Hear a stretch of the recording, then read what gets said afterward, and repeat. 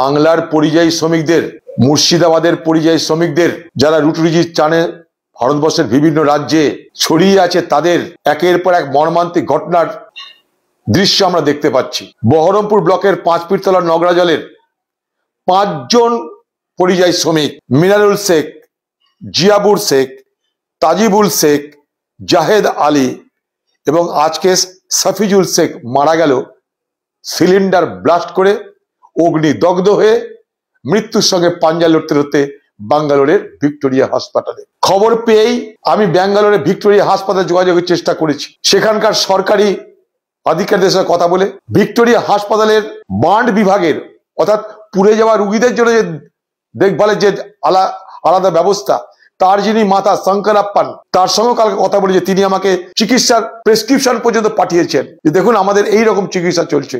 কিন্তু 80 ভাগ পুড়ে গেছে, বাঁচাবো কি করে?